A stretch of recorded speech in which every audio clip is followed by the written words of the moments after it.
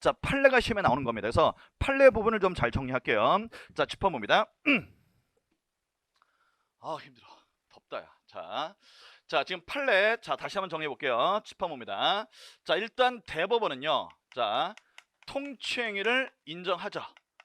통치행위를 인정해서 통치행위에 해당되면은 법원이 사법심사, 재판으로 판결할 수 없다고 봅니다. 그러니까 대법원은 두 가지 입장이겠죠. 어떤 경우는 통치행위를 인정해서 사법심사, 재판을 하지 않은 경우가 있겠고, 됐죠? 그 다음에 어떤 경우는 이건 통치행위가 아니야, 고도의 정책 결단 아니야, 이건 얼마든지 일반적인 행정이야, 따라서 통치행위를 부정해서 소송, 재판으로 판결할 수 있다, 사법심사를 한 얘기가 있겠죠. 자, 정리하면 대법원은 일정한 경우에 통치행위를 인정합니다. 그래서 대법원 판례는 경우의 수가 세 가지예요. 세 가지. 됐죠? 통치행위를 인정해서 재판을 안 한 케이스하고, 통치행위가 이건 아니다 라고 봐서 재판을 한 케이스 두 개라고. 이래서 유형 두 가지야. 자, 그런데 헌법재판소는 좀 다르다고 했죠. 자, 헌법재판소는요, 어떤 입장을 했습니까?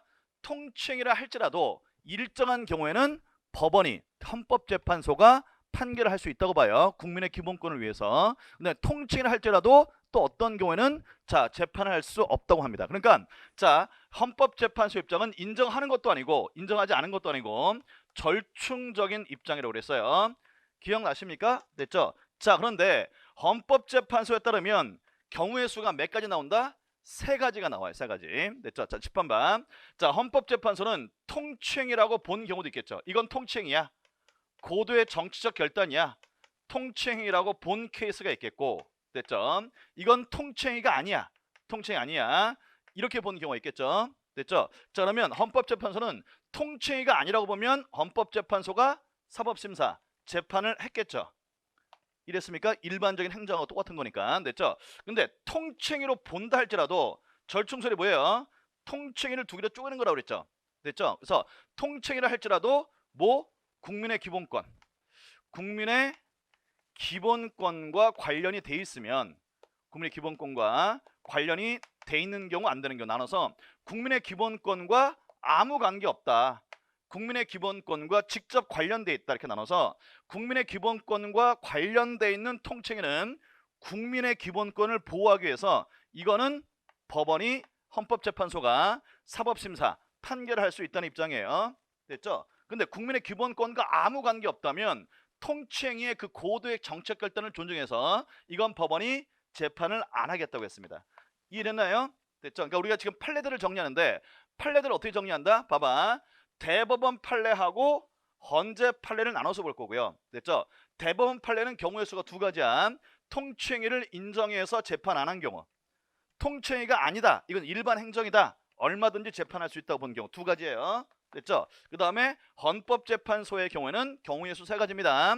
통치행위라고 받고, 그런데 국민의 기본권과 아무 관계 없기 때문에 그 결단을 존중해서 이거는 재판을 하지 않겠다, 이 경우하고, 통치행위로 받고 근데 이 통치행위는 국민의 기본권을 직접 침해하니까 이건 국민을 보호해주기 위해서 재판하겠다는 경우도 있고, 그 다음에 통치행위가 아예 아닌 거예요. 통치행위 아니기 때문에 일반 행정과 똑같은 거기 때문에 원리에 따라, 원칙에 따라서 이거는 사법심사를 하겠다, 이런 경우가 있다고요. 됐죠? 그러니까 지금 우리가 경우의 수가 이제 정리가 됐습니다. 이제 각각의 사례들이 이 중에 어디에 해당되는지를 잘 보시고 이걸 묻는 문제가 시험에 잘 나온다고요. 이해됐습니까? 하나씩 볼게요. 자, 그럼 먼저 16페이지 봅니다. 자, 16페이지 보시면 거기 대법원 판례가 있죠. 자, 대법원은 뭐다? 사법심사, 통칭에 대해서 통칭 인정해서 사법심사를 부정합니다. 통칭에 해당되면. 자, 대법원 판례 태도를 볼게요. 자, 이거 뭡니까? 정부의 비상계엄 선포에 관련해서 비상계엄 선포는 고도의 정치적 군사적 성격을 가진 것으로서 그 당부당, 그 위법인지 적법인지 필요성 여부는 계엄 해제 요건을 가진 국회만이 판단할 수 있을 것이고, 사법기관인 법원이 계엄 선포 요건의 구비 여부나 선포의 당부당을 심사하는 것은 밑줄칩니다. 사법권의 내재적, 본질적 한계를 넘어서는 것이 되어 적절치 못하다고 해서 통치행위를 인정하고, 그 인정을 어디서 찾아요? 권력분립설 내적 한계설에서 찾고 있습니다. 됐죠? 일단 우리가 하나 정리했죠. 뭡니까? 자, 정부가 비상계엄 선포하는 거야. 비상계엄을 선포하는 거. 비상계엄 뭔지 알죠? 나라가 극도의 혼란한 상태여서 계엄 사태를 선포해서 계엄 사태를 선포하면요. 됐죠? 우리가 지금 3심제자 법원이 재판은 3심인 거 알고 있어요? 3심 재판이죠. 근데 이게 1심으로 없어져. 1심으로 한 번만 재판합니다. 됐죠? 그래서 입법, 사법, 행정을 대통령이 통합해서 비상사태이기 때문에 여러 가지 권한을 할 수가 있어요. 됐죠? 아무튼 자, 비상계엄 선포 됐죠?에 대해서 우리 판례가 뭐라고 봤어요? 사법권 비상계엄 선포가 타당한지 아닌지를 심사하는 것은 사법권의 내재적 본질적 한계를 넘어서는 것이어서 이거는 사법심사할 수 없다고 했죠. 그 뭡니까? 내재적 본질적 한계. 뭡니까? 위에 나와 있는 긍정설 중에서 권력분립설 내재 한계설이에요. 됐죠? 그 다음에 첫 번째 줄에 뭐라고 했어요? 계엄 선포는 고도의 정치적 성격을 갖는 것이다. 통칭을 말하는 거죠. 이랬습니까? 됐죠? 그래서 판례는 통칭을 일정한 경우 인정한다고 보시면 돼요. 됐죠? 자, 그 다음에 태도 헌법재판소 갑니다. 자, 헌법재판소는 얘기했죠. YS 김영삼 정부에 정한 긴급재정경제명령. 이게 뭡니까? 금융실명제라고 그랬죠. 자, 여기에 대해서 통칭이라고 보면서도 뭐라고 했습니까? 꼭 써보세요. 국민의 기본권과 직접 관련된 경우에는 통칭이라 할지라도 당연히 헌법재판소의 심사 대상이 된다고 해서 제한적 긍정설 내지는 절충설 입장에 가까운 것으로 보여집니다. 이래서 여러분들 됐죠? 어디에 밑줄쳐야 될지 알겠지? 대법원 판례 태도는 꺽쇠 첫 번째 줄 고도의 정치적 군사적 성격 밑줄, 그 다음에 꺽쇠에서 밑에부터 세 번째 줄 사법권의 내재적 본질 한계를 넘어서는 것이 되어 적절하지 못하다 밑줄, 헌법재판소 태도에서는 꺽쇠 첫 번째 줄 국민의 기본권 침해와 직접 관련된 경우 밑줄 별표. 이때만 통칭이어도 헌법재판소가 심판하겠다, 판결하겠다고 한 거예요. 이해됐습니까? 자, 그럼 이제 자 판례들을 이제 정리합시다. 사례를 볼게요. 자, 먼저 대법원 사례를 볼게요. 긍정한 사례입니다. 자, 긍정한 사례 뭐야? 통칭의로 봐서 법원이 재판할 수 없다, 판결할 수 없다고 한 사람들이에요. 자, 1번 대통령의 계엄 선포행위 옆에 나와 있죠. 자, 넘어갑니다. 2번 군사시설의 보호구역의 설정 및 변경이에요. 그래서 이 지역은 군사시설에 해당되기 때문에 건물 지을 수 없어 라고 자 이것을 설치하거나 또는 변경한 건 이것도 우리 판례가 역시 통칭으로 봐서 사법심사를 못한다고 했습니다. 됐죠? 자, 그 다음에 3번 자 이거 잘 나와요. 별표 남북 정상회담 개최입니다. 남북 정상회담 개회 뭐 개최 마찬가지예요. 그러니까 남과 북이 만나서 정상회담 하겠다라는 것은 자 뭐야? 남북 평화통일이라고 하는 고도의 정치적 결단이기 때문에 이런 것들은 국민들이 함부로 법원에 소송으로 다툴 수 없다고 했어요. 됐죠? 자, 그런데 여기서 중요한 게 있습니다. 부정 보세요. 부정에서 대법원 판례 부정에서 2번 별표 연결해. 긍정한 판례 3번 하고요. 부정한 판례 2번 있죠? 연결하세요. 이거 두 개 헷갈리면은 가만 안 놔둘 거야. 됐죠? 자, 남북 정상회담을 여는 것은 통칭이에요. 사법심사 안 했습니다. 근데 남북 정상회담 결과 어떻게 했다고요? 우리나라가 북한이 일부 핵 자료를 포기하는 거에 대해서 우리나라가 북한한테 돈을 쏴주겠다, 송금해주겠다, 돈을 쏴준 거, 계좌 이체하는 거, 송금 행위는 통칭이가 아니라고 봤습니다. 됐죠? 그러니까 다시 한번 남북 정상회담을 여는 것은 통칭이고 그 회의 결과에 따라서 북한한테 대북 송금, 됐죠? 대북 송금하는 것은 통칭이가 아니라고 봤어요. 이 말 이랬습니까? 그래서 이 대북 송금한 사람들 있잖아. 대북 송금한 사람들을 처벌을 했어요. 됐죠? 자, 우리나라 법률에 따르면 대북에다가 송금을 할 때는요. 통일부 장관의 승인을 받아야 되는데 통일부 장관의 승인을 받지 않고 돈을 줬거든요. 그래서 이제 처벌을 받았어요. 이랬습니까? 됐죠? 이게 언제라고? 노무현 정부 때. 됐죠? 근데 그때 이제 뭐냐면 다른 사람들은 많이 처벌을 받았는데 그때 이제 노무현 정부 시절에 자 민정수석이 누구였습니까? 문재인 지금 대통령이잖아. 문재인 대통령 그때 처벌 안 받았어요. 됐죠? 그래서 이것 때문에 이제 국민의힘 이런 당에서 엄청나게 비판을 많이 했습니다. 자, 아무튼 두 개심에 잘 알아두시고 그 다음에 1번 다시 돌아가요. 긍정한 판례 1번에서 대통령의 계엄 선포 행위는 통치 행위입니다. 됐죠? 근데 옆에 1번 있죠? 부정한 판례 1번 연결하세요. 이것도 잘 구별해. 자, 계엄 선포 행위는 통칭인데 계엄 선포를 해가지고 그에 따라서 집행행위 하거나 또는 포고령 등을 바라는 것은 통칭이가 아니라는 것이 우리 판례의 태도입니다. 됐죠? 그래서 계엄 선포 행위는 통칭이고 계엄 선포가 돼서 그 계엄 선포의 결과에 따라서 국민들한테 집행하거나 기타 포고령 바라는 것은 통칭이가 아니라고 봤습니다. 이건 사법심사를 얼마든지 할 수 있다고 봤어요. 이랬니? 그러니까 1번하고 1번, 그 다음에 긍정의 3번하고 부정의 2번, 이 두 개를 됐죠?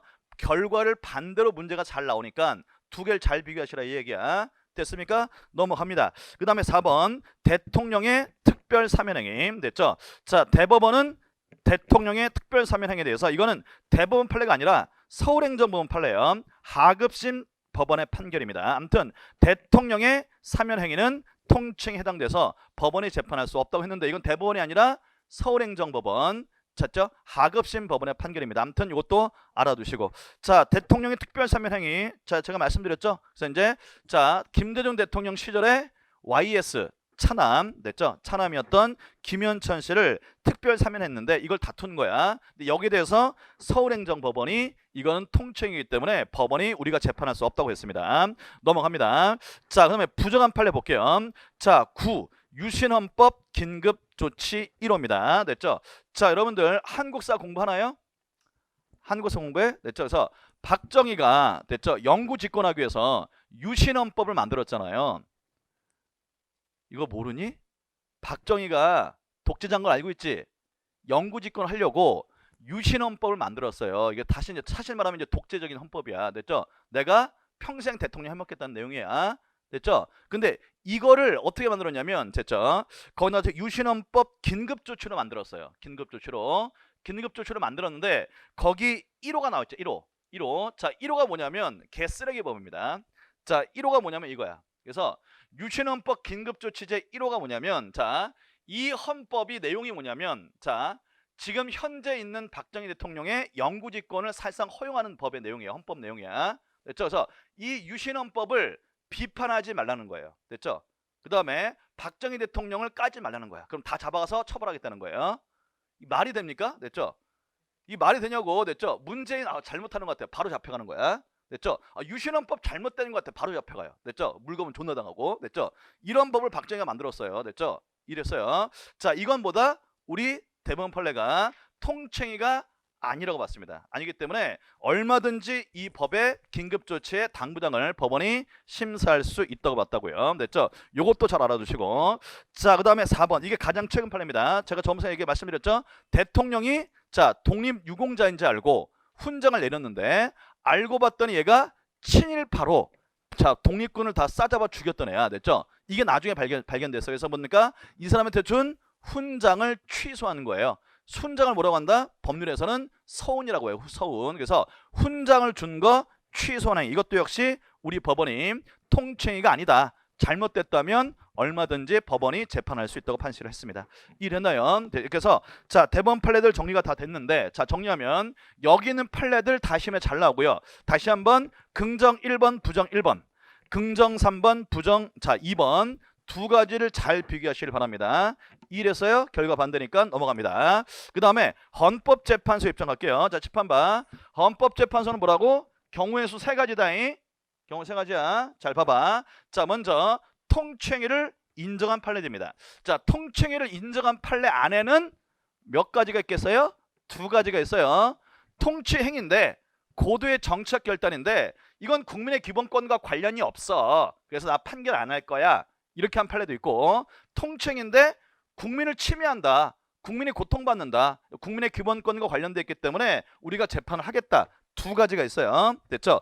자, 그러면 헌법재판소 판례 보겠습니다. 1번 대통령의 이라크 파병 결정. 됐죠? 자, 이거 통칭의로 인정했고요. 제가 저번에 설명했죠. 뭐라고 했습니까? 우리 헌법재판소가 이라크 파병 결정을 누가 다퉜어요? 평화를 사랑하는 사람들의 모임이 다퉜다고요. 됐죠? 걔네들의 기본권과는 아무 관계 없잖아. 따라서 이걸로 본 거야. 됐죠? 그래서 이라크 파병 결정은 옆에다가 사법심사 X. 국민의 기본권과 직접 관계가 없다는 거죠.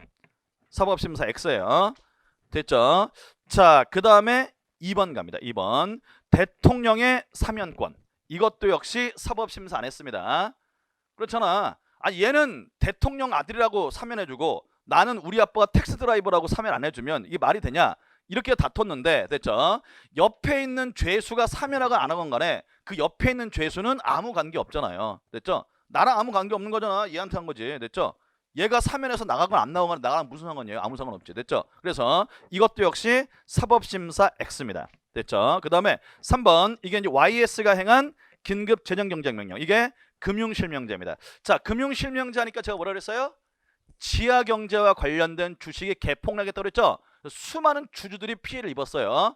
주주들이 다퉜기 때문에 이거는 사법심사를 했습니다. 그래서 사법심사가 동그라미야. 헌법재판소가 판결했다고요. 국민의 기본권과 관련돼 있기 때문에 그 판례가 바로 옆에 있는 태도에 나와 있는 판례입니다. 이해되셨어요? 됐죠? 넘어갑니다. 그 다음에 4번 신행정 수도 건설이나 수도 이전의 문제를 국민투표에 붙일지 여부. 자, 이것도 우리 판례가 통째로 받고 여기는 사법심사 안 했습니다. 됐죠? 내가 얘기했지. 나 봐봐. 이거를 할까 말까 겁나 고민이 돼가지고 됐죠? 국민들한테 투표로 붙이는 거라고. 국민들아, 너는 찬성이야 반대야? 국민투표에 붙이는 거는 자 대통령의 고유권한이고 절차적 결단입니다. 따라서 통치행위예요. 됐죠? 두 번째, 자 국민투표를 할지 말지에 관한 문제 때문에 국민의 기본권이 침해당하는 게 아니잖아요.